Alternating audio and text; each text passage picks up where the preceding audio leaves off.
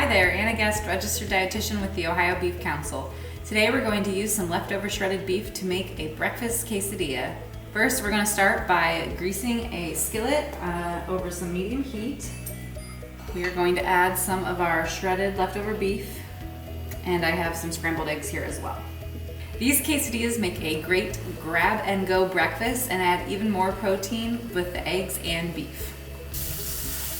Once our scrambled eggs are set, we're going to remove them from the pan.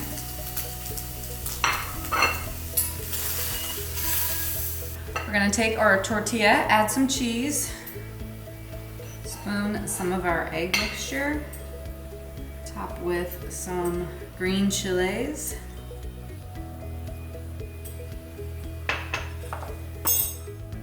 and add more cheese. And I'm gonna fold this over and add it to our pan. And there you have it, a beef and egg quesadilla, perfect for busy mornings and breakfast on the go. For this recipe and more, visit ohiobeef.org.